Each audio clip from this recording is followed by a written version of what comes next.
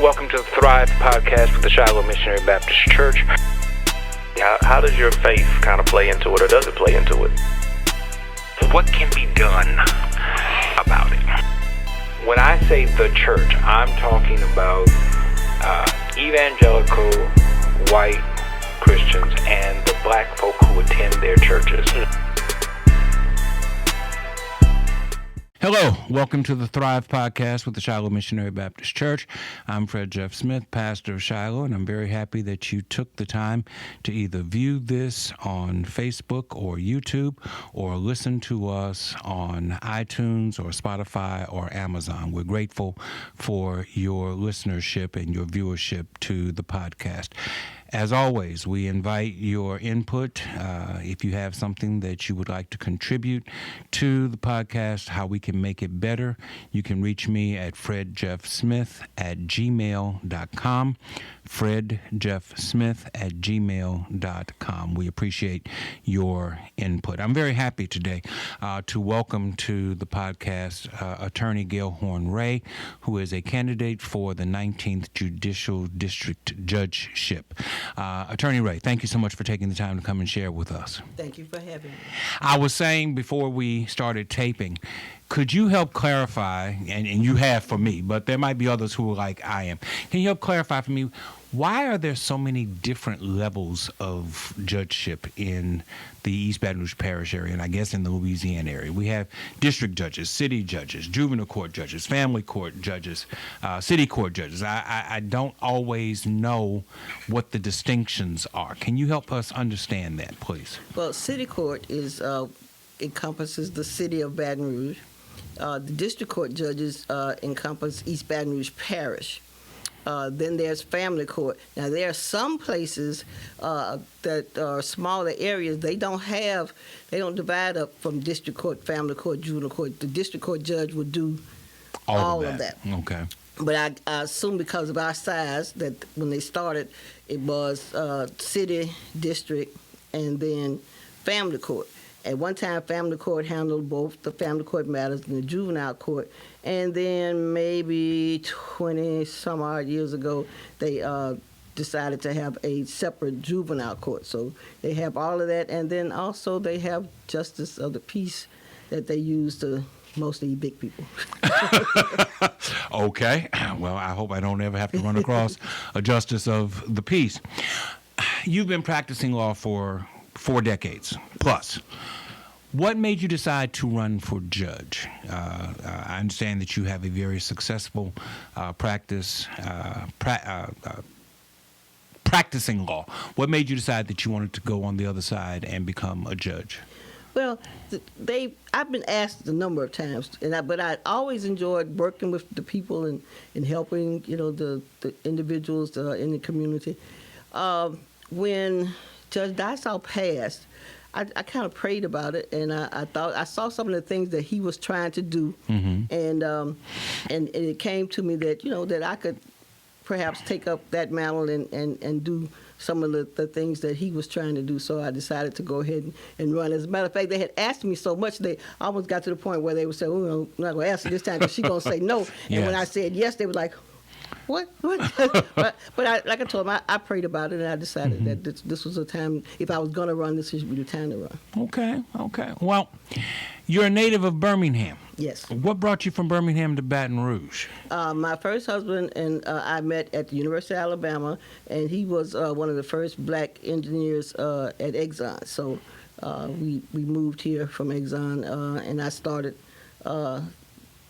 LSU Law School, and he passed my second semester in law school, and I, just stayed because once you get a Louisiana law degree. Yeah, I have a sister who's a lawyer, and I know that the bar here is different from the bar in other places, and so perhaps that's why you decided to stay. Our law is based on the French and Napoleonic Spanish, Code. Napoleonic Code, right. And everybody else is common law out of England. So. Right. So, I mean, it transfers, but it's a little bit more difficult. So, and by that time, I think I had gone through law school and everything. I say it's something in the water when come down here. If you stay here long enough, you don't leave. When you went to law school, did you already have in mind what kind of law you wanted to practice? Criminal law, civil law, contracts, things of that sort? I wanted to do civil rights law. That was what I initially wanted to do, and I did do a lot of it with Robert Williams and Bob Eames and Murphy Bell and my Nelson Taylor, who was my second husband. And I always said, well, I'm not sure if I want to do criminal law. I don't want to have people's lives in my hand. Mm-hmm. But once I got out there and I saw that I cared about what happened to them, and some of the people that I thought at the time didn't really particularly care about the person. So I said, well, I'm gonna stay because I care, and so I just kind of transitioned into mostly criminal defense, and I do some other civil law. I used to call my practice like neighborhood law. Whatever the people in the neighborhood needed, that was what I would do. Yes, ma'am. Alabama right now has a case before the Supreme Court having to do with redistricting. That's been a peeve of mine for the last year and a half, maybe 2 years. I feel like Louisiana as a state and East Baton Rouge Parish as a parish got a raw deal out of this whole redistricting process. As an attorney and a prospective jurist, do you have an opinion about the Alabama law and what it could mean for Louisiana going forward with regard to redistricting? Well, my understanding of the case is that right now the African American community in Alabama is about 37%. Mm-hmm.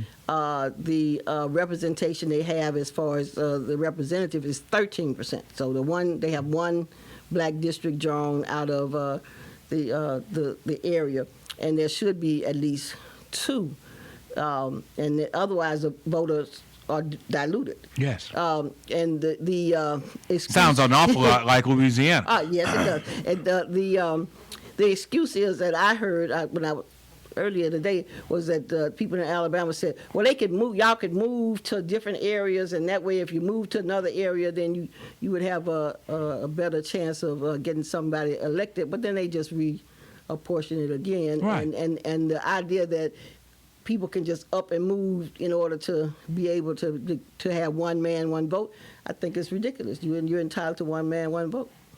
Do you think that the Supreme Court will see it your way, or do you think that they'll stay it as they have with the case here in Louisiana? My understanding is they have stayed the case until after the November elections, and then they'll take it back up again. Do you think that's what's going to happen in Alabama, or? I think that's pretty much what they done, but I think that I think it stayed. I don't know whether or not the Supreme Court ruled. They may not even rule on it until after the election is held. And as a matter of fact, I'm fairly sure, because if it's the elections are going to be held in about 5 weeks, right, they rarely come out with anything that soon, unless it's something that they want to overturn. So let me ask this question, and it's really not in the realm of what you're here for, but as a lawyer, I'm interested in your opinion about this. I've done pushback the last couple of guests that I've had on here. I've had Luke Mixon here. I've had T.H.R.I.V.E. here. I've had Ashley Shelton here, and I've asked the same question of all of them. I believe in voting. I vote. I vote for everything. Anytime it comes up, I vote. But it seems difficult for me to continue to encourage people to vote if their vote is being mitigated by these gerrymandered districts that are being drawn, and it keeps my vote from having the efficacy that I would like it to have. How do I continue to encourage people to vote when the rules are being manipulated in such a way as to dilute my vote? Well, and I understand the issue, and it's difficult for me to understand somebody not voting growing up in Birmingham, Alabama, when I did, because, like I said, the 16th Street bombing, yes, and the killing of the little girls, one of them was in school with me. So voting has always been just the most important thing to me. I can't see any reason why we won't vote. Now, I know that there are tricks and that they're trying to keep us from voting now, but they were trying to keep us, they were killing people to keep them from voting in the past. So I would not let anything like the fact that they are manipulating the system keep me from voting. I'd keep on voting and try to vote some of these people out. And until we get the system right. Too many people have died for the right to vote to just get frustrated and turn around. In our history, the court system, specifically the federal court system, has been the salvation of civil rights. Things that were done by municipalities and by states finally made it to federal courts, and the federal courts gave the proper redress of our grievances that you did not get on the lower level.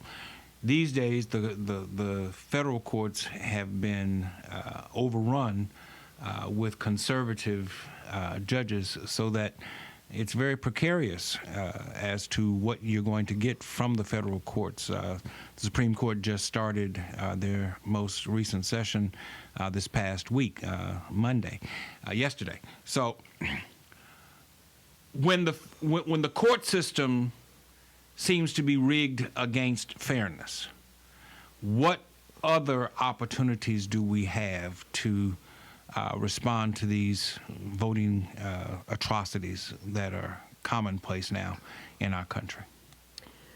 Well, now the court systems have always been conservative. There were some who, managed to get. We were able to get some of the judges to rule in our favor, but there were always judges that they had to fight against as well, even in the federal system. Because here we had E. Gordon West, and he denied everything. Matter of fact, the lawyers used to have the appeal in their pocket for after they got through arguing the motion, because they knew he was going to rule against them. And at that time, the Fifth Circuit was a court that benefited us. Now the Fifth Circuit is one of the most conservative courts there are. So I mean, we have to organize, we have to vote, we have to not give up, we have to educate our people. I think all of that is part of it. I have a button that I got a long time ago from Angela Davis that said, "Freedom is a constant struggle." So it's a struggle. It's not. I don't know if there's going to be a utopia that we're going to get to, but we still have to always battle and try to do the best we can. When you can use the judicial system, when you can't, you have to use the voting system. When you can, if you get elected to certain positions, and like we have black mayors now and other people in the legislature, then we have to do that. We have to do all of it. And then we have to sort of educate our other brethren to the extent that they realize that when all of us are doing well, it's better than when we have a divisive system. I think it's more of a caste system, but they keep it going by making it racial, but it's more rich versus poor, those that have versus those that don't have. I appreciate you saying that, because I've long been a proponent that it was more economic than it was racial. So score one for me. 19th JDC, what do you see as being the most significant issues that you will face once you become judge of the 19th, a judge in the 19th Judicial District Court? Well, I think one of the things we have to deal with is mental health is what I've noticed in the last few years. I think we've used our prison system as a place for placing people who, in some instances, have mental health issues that should be dealt with. And they have drug courts, they have domestic violence courts. They're looking into all those kind of specialty courts. But there are some people who really have actual mental health issues, and because either the family doesn't want to recognize that that's a mental health issue, or they don't until it's too late, or we don't have any place to adequately deal with them, then we put them in the prison system. So I think it's important that we be able to, we have to protect the public. We can't let people run around and just commit crimes and invade people's houses and shoot up. But we also need to try to see what we can do to help those people who have actual mental health issues and need some kind of help. So I think that that's very important. With the level of gun violence that seems to be expanding within this community, what is it that you think that the court system can do proactively, not necessarily reactively, to help bring down gun violence in East Baton Rouge Parish? Well, if I had to answer to that to that question, I wouldn't have to run for judge. I could just sell it and do.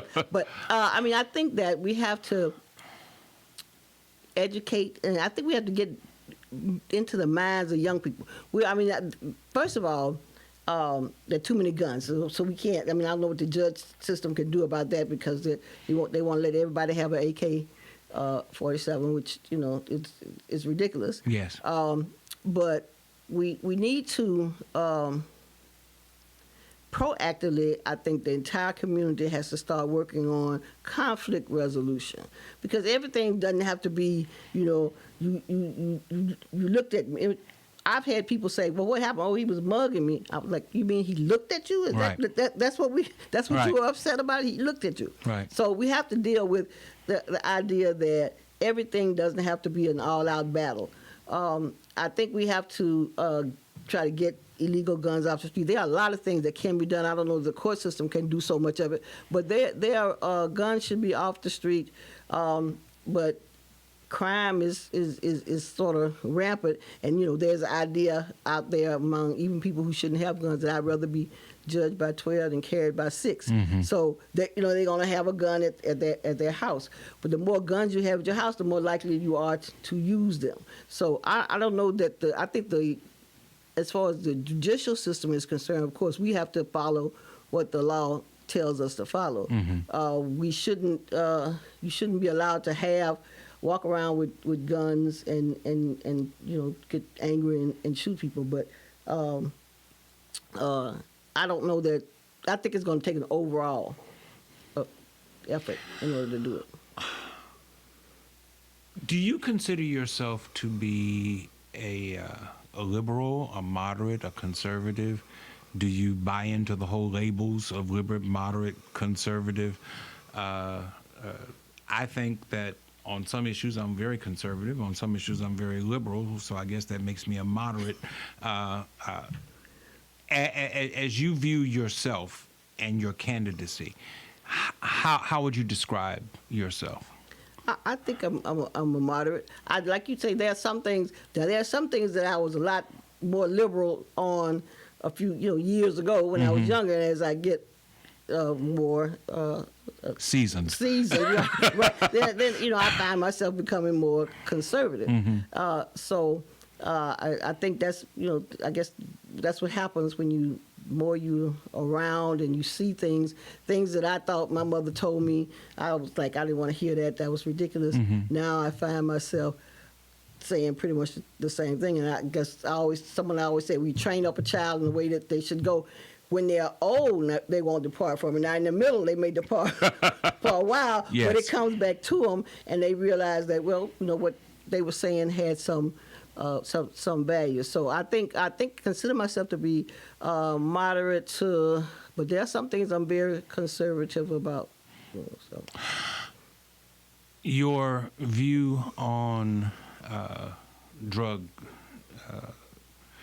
the proliferation of opioids, and this push by some groups to make pharmaceutical addiction a health problem as opposed to a crime problem, whereas street drugs have always been viewed more as a crime problem than a mental health problem. You lifted up mental health.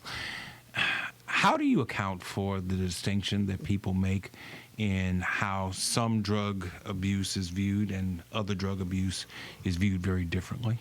Well, when it's your child that has a drug abuse problem, then it's criminal. And when my child has a drug abuse problem, then it's a health problem. But addiction is I think a health concern. It's just that we've always had the idea of lock them up as the answer to everything. Mm-hmm. And an addiction is something that you have difficulty controlling. You have to be able to get past the addiction. I have seen and known people who were in the hospital for open heart surgery and had their drugs brought into them. So that's obviously an addiction, because you're taking a real chance with your life to do something like that. So nobody, like they said, nobody wakes up and said, when I grow up, I want to be a junkie. When I grow up, I want to be, somebody that's addicted to drugs. Mm-hmm. This is something that happens, and it happens with street drugs. And now if they're seeing this happening with opioids and things to that effect. So, and I don't know, I think the legislature tries to do something, but I think they want to supervise the medical field. So they want to tell the medical field how many times you can give a certain drug when they're not doctors, Mm-hmm. and what they ought to do about this and that. I think if they dealt with it more in a health conscious manner, they would still have a problem, but they might be better able to work on it. Well, Baton Rouge developed an entire tax base for drug counseling, drug rehabilitation program that they poured into the Bridge Center for Hope, which was a BRAF endorsed, BRAF sponsored product. It exists, but they seem to be having trouble, financial trouble. They've experienced layoffs, and they've had to shut down beds. And I know that it's not because there's not a real drug problem that exists within the community, but there seems to be a problem with how they can administer the care that needs to be administered. From a judicial standpoint, I'm not asking you to be a social worker, right, but from a judicial standpoint, what are your alternatives? If an addict comes in to your court and you feel like jail is not the answer, and medical care is a better answer, what are your options if there are no beds available? Can you send these people out of the district, out of the area, to receive the medical care that they need, or are you bound by criminal procedure? Well, I mean, that's the problem. If they have the financial ability to go, then we can okay them going wherever. I've represented people who were financially able, and they were able to go to a place in Florida, and then they could pay the money. Their parents could pay the money, and they could be there. On the other hand, we have people who don't have the finances, and there is a problem with the system, because if they go into a 28-day program, and at the end of the 28-day program, the people say, well, they really need another 28-day stay. Well, Medicaid is going to say, well, we only pay for 28 days unless they relapse. So that doesn't make any sense. You got to go out and relapse again in order to before they bring you back in. So it's a problem. It's a financial type of problem that needs to be dealt with. We can send them to, and a lot of times that's what happens. That's the only time you can get their attention, is like if they've sat in jail and then they begin to realize, well, maybe I have a problem, then you can order or allow them to get out based on them going straight to a facility, and then perhaps taking up long-term treatment after that. They can leave the 28-day program and go to a sober living facility after that. And if that works, you can monitor that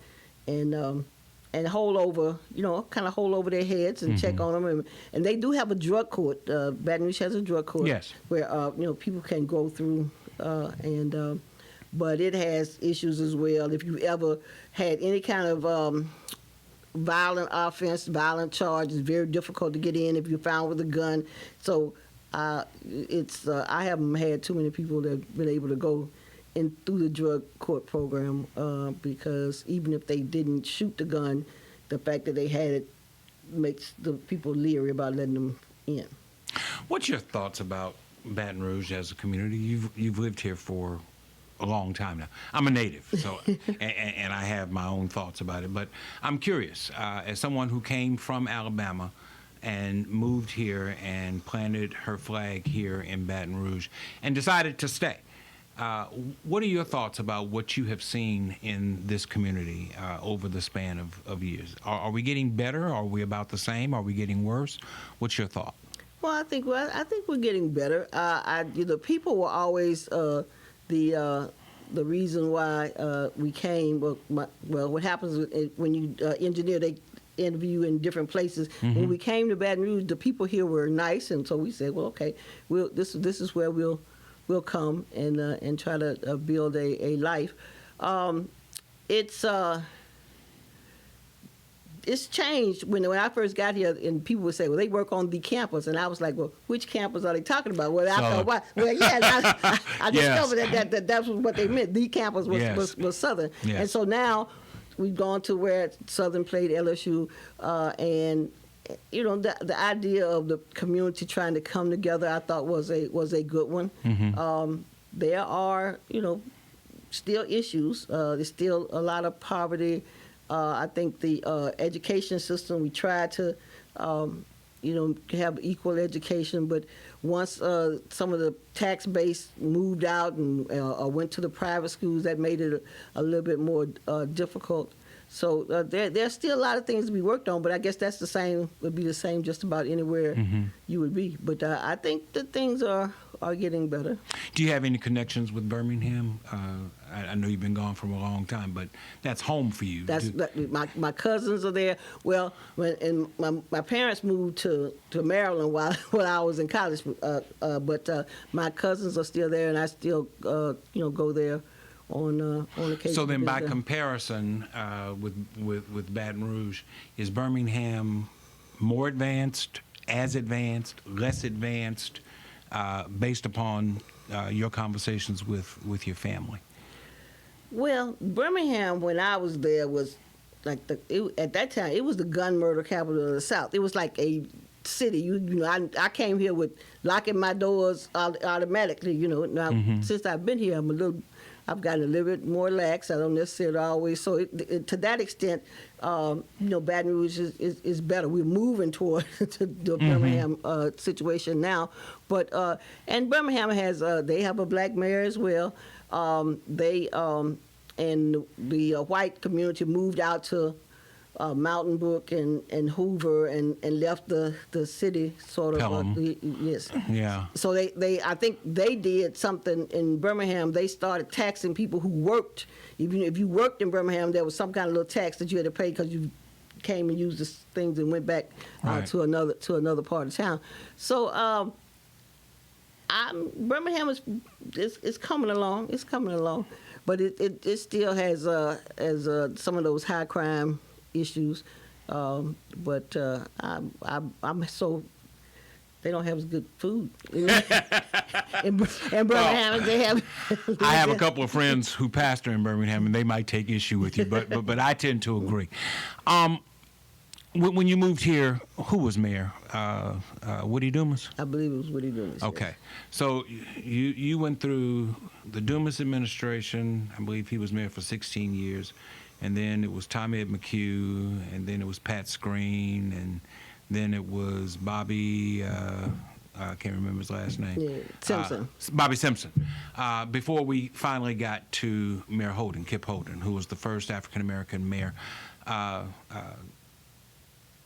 From the standpoint of city government, and as an attorney who was working towards civil justice issues in this community, did you see that progress as being something beneficial for our community, or have we benefited from that progress? I think we could have benefited more. Now, that's one thing I think Birmingham has done that maybe Baton Rouge has not done. I think that they had more minority businesses to benefit from the fact that the city administration changed. I understand that we're in the process now of trying to get more female and minority business enterprises in Baton Rouge, and I think that's a benefit, because I think that one of the problems that I noticed is it's good to teach kids to grow up and get a job, but I think it's also beneficial to teach them that business is owning your own business or having your own entrepreneurship is good as well. You don't always have to depend on somebody else. We have a lot of ideas. We have people with great ideas. They need to be able to function and get the benefits of contracts and that sort of thing. So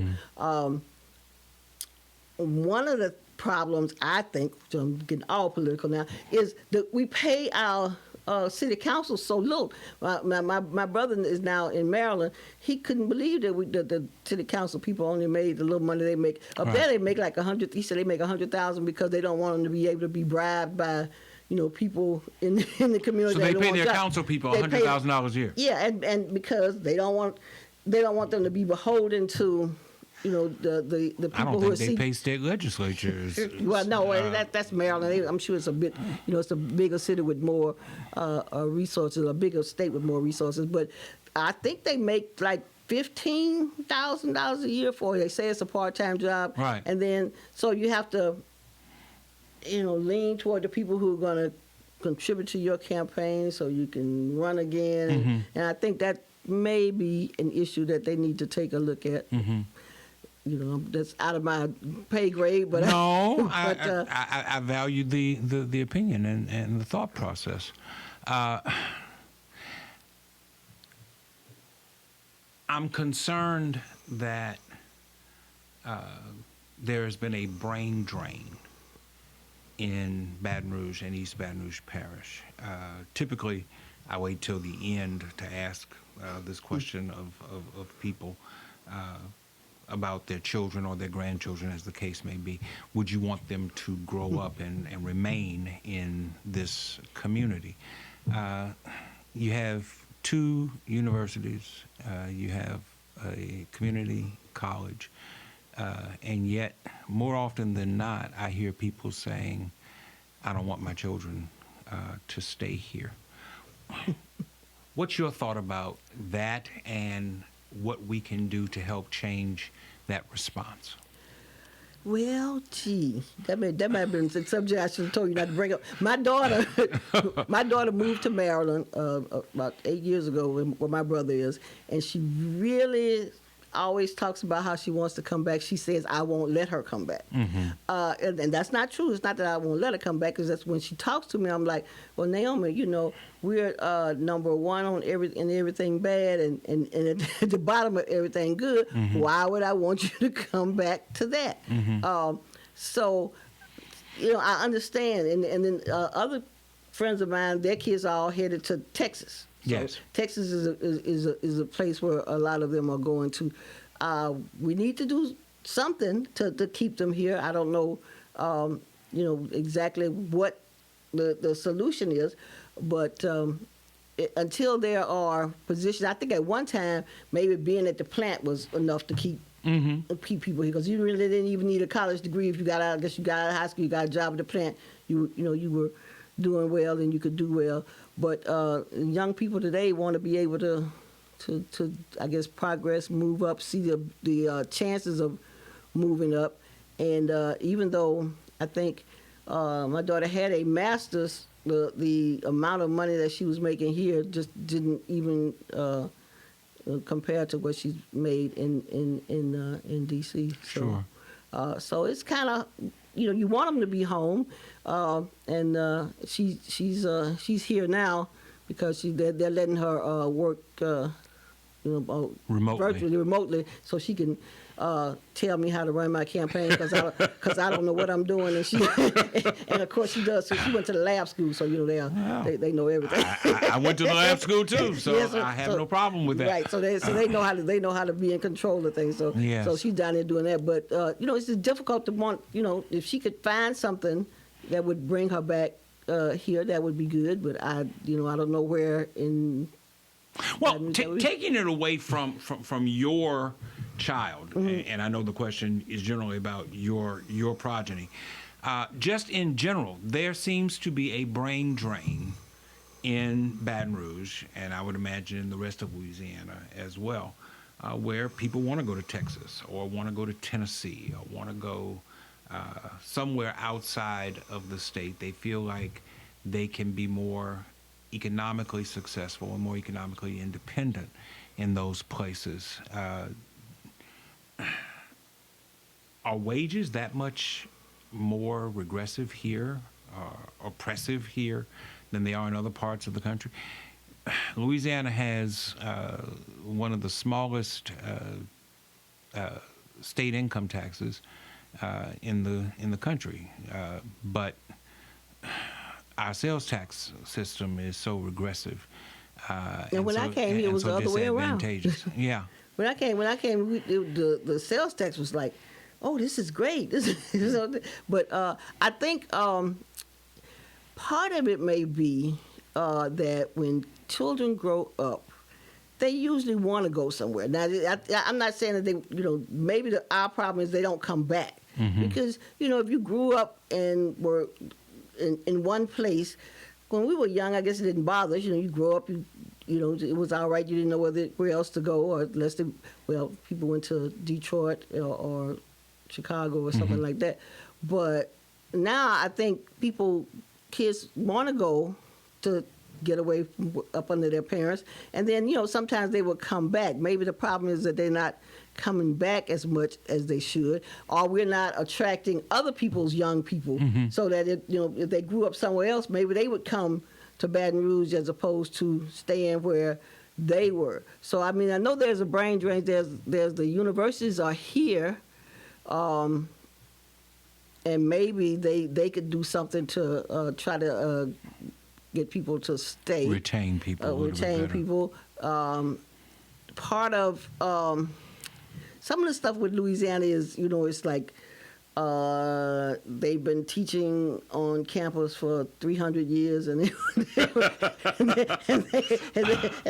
taught the mother, the grandmother, and the daughter, and so you don't see an opportunity to get in there. So I don't know if that's part of it, but I think we could do some things that would maybe bring young people, whatever attracts young people.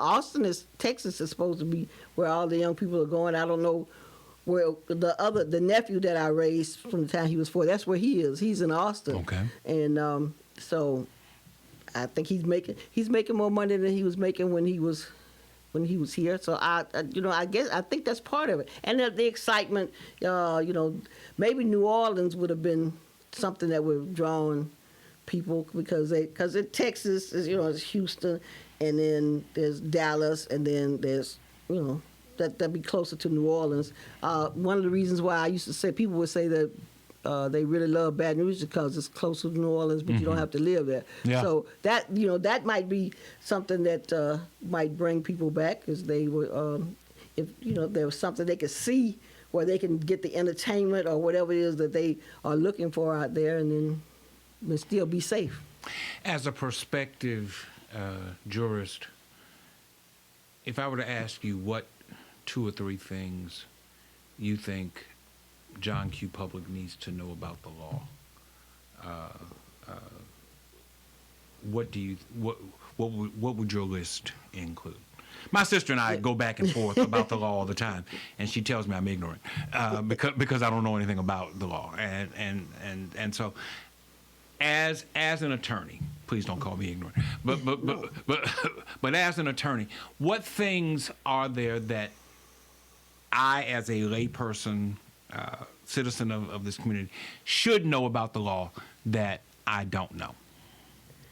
Well, that you don't know, I'm not sure, but as an average person doesn't know, is call the lawyer first before you do whatever it is you do, and then come back and call them. Call them first before you make a statement, sign a contract, buy a pig in a poke, whatever. It's best to try to get advice first.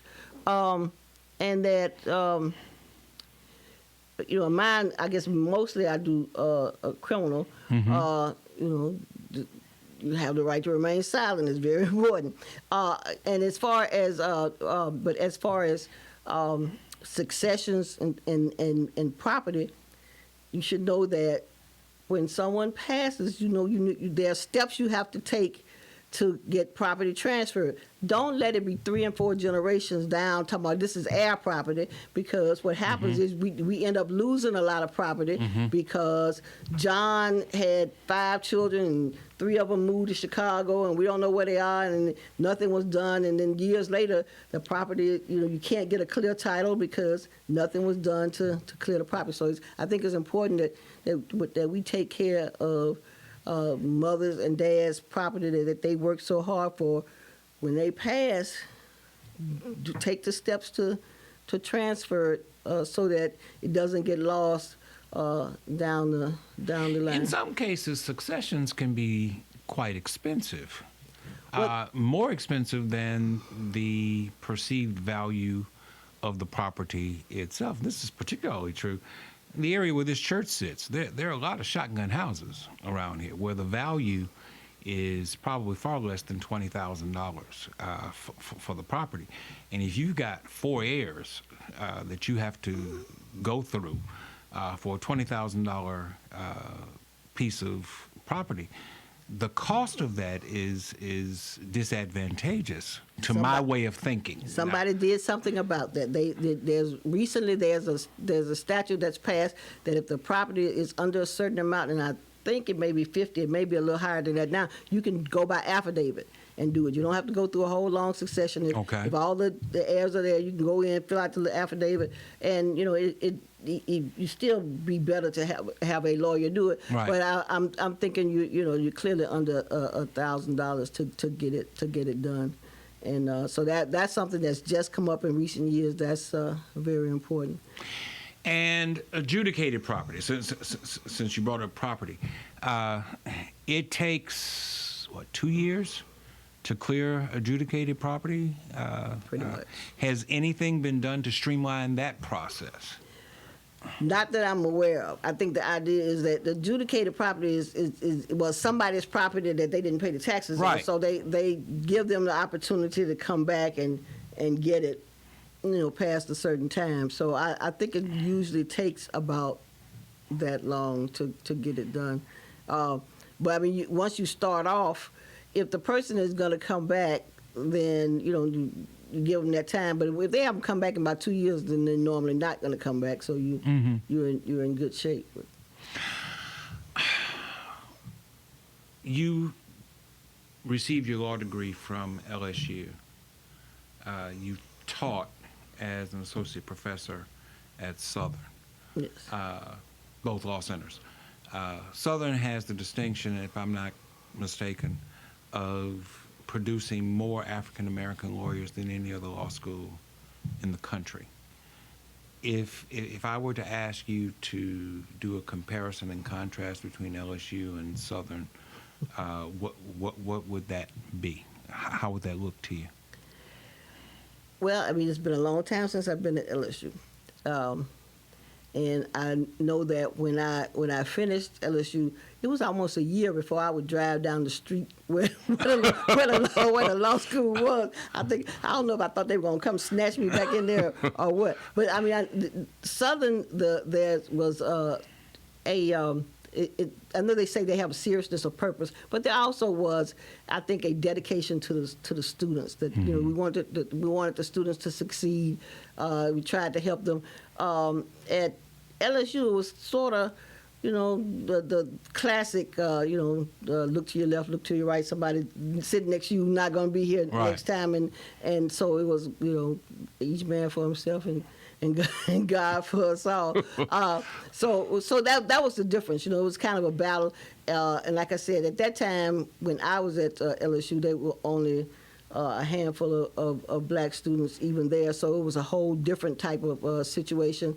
But Southern, I think, has a lot of potential. It does. It now I think has a civil rights division area. I thought that was something that they really needed to. I think we needed to send lawyers out that are willing to do the work for the community that we come from. There are going to be we need corporate lawyers. That's good. We need prosecutors. That's good. But we also need people that are dedicated to doing things to help the overall community. And I think that's what Southern needs to do, and I think has started to do so. The elderly, I think they have an elderly department that tries to help people. So I think that's all beneficial, and I think that would be the difference that I remember between the two. You're a member of Allen Chapel AME Church, yes, which is in North Baton Rouge, for those who might not be familiar. I would imagine that faith plays a large part in your life. As you approach this campaign, this run for a judgeship, can you talk about your faith and how that interacts with your legal aspirations? Well, yes, I grew up in the church. I didn't grow up in the AME church. I started off with in Condoleezza Rice's father's church, the Presbyterian church, and then my father moved us to Lutheran church because Reverend Rice didn't want us marching because he didn't want us killed. So, but I joined the AME church, and my faith means a great deal to me. I heard a song the other day. I do not know the lady who sings it, but she was saying that it's the little church I grew up in. If you want to know why I am the way I am, it's the church I grew up in. And when we were coming up, church was about the only place my mom would let us go. So we went. We had something on Saturdays. We had something on Sundays.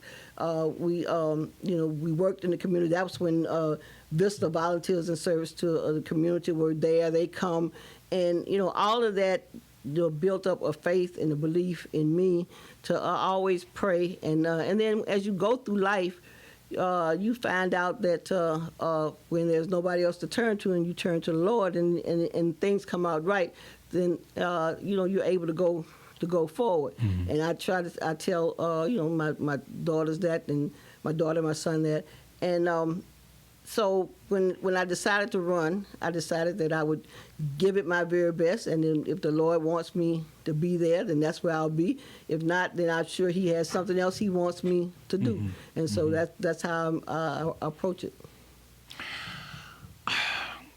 Allen Chapel sits right outside of the gates of Exxon, and there's a lot of talk about environmental racism that exists within communities like Baton Rouge, and of course in rural areas like St. James Parish and what have you. What are your thoughts about the environmental situation, the pollution, and the carcinogens that seem to lead to a heightened cancer problem that exists within this community? When I talk to business people about this being Cancer Alley, they say that that's just a marketing ploy, that it's not real. But my eyes tell me something else. What I read tells me something else. So what are your thoughts about that? See, when people say that they have sinus, I tell them I'm afraid I'm guilty of telling them. I say that's Exxon, So and I know that. And somebody told me it's steam, but it looks like to me when it rains, Exxon, they have these white clouds that come up and they say, oh, that's steam going up. And part of what you think are clouds in the sky are actually stuff that comes up from Exxon. Right. So, I'm very suspicious about it, and I know that. I remember when they had down in Geismar, there was a whole street, and almost every woman on the street had a miscarriage, and they said, oh, that was just a coincidence. That didn't have anything to do with the chemical plants. So I think that there is something to be said. Now, of course, you can't say anything against Exxon because that's where that's where the money comes from. I can say anything I want. Well, yeah, because I don't work for Exxon. Right, but but I guess those that could do something about it, are going to be not going to want to do anything about it because they think that's the economic base. Perhaps the change in the industry about oil and gas may help in some way if once they go to electric vehicles and other means of trying to do something with the environment. Maybe that will change, but I think clearly, the problem is we're right there in the black community, right there by the. Do you think that environment pollution has an impact on crime? Is there anything that suggests that there's a relationship between pollution and air quality and crime? Now that's something I never thought about. I've never thought about that. I guess that's a possibility. Somebody ought to do a study. Yeah, somebody ought to figure. If we got two universities, one of them could do a study and find out. It may be the environment, because the environment has the people who live around it are in poverty or on the lower levels that may in that way affect crime. And these things can have an impact on how you think, on brain function, and things of that sort. If drugs can have an impact on one's physical body and on one's thinking, if secondhand smoke can have an impact on one's body and on one's medical condition, certainly the chemicals that are released by these plants, I don't want to single out Exxon, Dow Chemical, Shell, the other plants, certainly that can have an impact on people. If you're breathing that in and out every day, it can have an impact on how you think. Oh, I would think, I would think so. I would think so. So it may cloud your thinking and cause you to take action that if you otherwise wouldn't take. Yeah. As you near the end of this campaign, what do you want to say to the community that you think is most important for them to remember as they get ready to go vote? Well, I think it's important that we vote. I would like for them to vote for me. I think I have the experience and the dedication to be a good judge. But it's most important that they look at the candidates and make a decision and vote. And because your vote is your voice. Mm-hmm. And once the people have spoken, then we normally we usually go along with it. I know the last president didn't want to exactly go along with that. but it's important that we take some control over what happens to us. When I started practicing, there were no black judges, there were no female judges. But times have changed, mm-hmm. and it's important that you have people in there that will listen to your story, that won't decide that, oh yeah, I heard that before, I don't want to hear that, or I don't understand where you're coming from. But so it's important that you do that, and you should come out and assert for yourself and vote.